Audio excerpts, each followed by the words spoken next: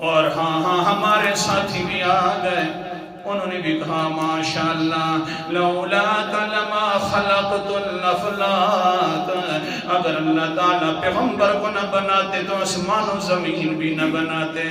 ظالم نے نہیں دیکھا آخرکار یہ کہاں سے حدیث آئی ہے، موضوع حدیث ہے، پہلے یہ گھڑی گئی تھی لولا علی لما خلقت الافلاک، علی نہ ہوتے تو آسمان و زمین پیدا نہ ہوتے، بلکہ ان سے پہلوں نے گھڑنی تھی لولا عیسیٰ لما خلقت الافلاک، عیسیٰ علیہ السلام نہ ہوتے تو آسمان و زمین نہ ہوتے۔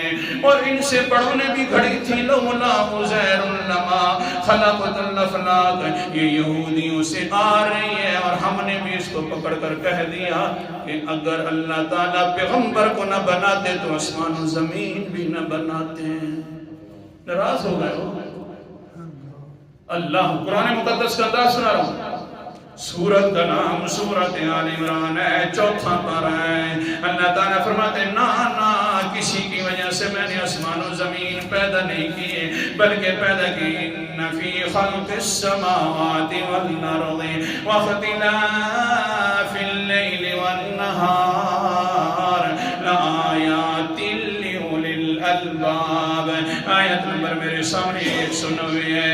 بے شک آسمانوں کو پیدا کرنے کے اندر، زمین کو پیدا کرنے کے اندر، اور دن اور رات کو تبدیل کرنے میں اللہ فرماتے ہیں لآیات، بڑے میری قدرت کے دلائل ہیں، میری توحید کے دلائل ہیں، عقل والوں کے لیے آسمان و زمین کا پیدا کرنا اللہ کی وحدانیت کے دلائل ہیں۔ کسی کا لیے مقصد نہیں بنی ہوئی، علماء ہیں تو دیکھا تو کرے نا، نیچے لکھا ہوا ہے ھذا حدیث موضوع،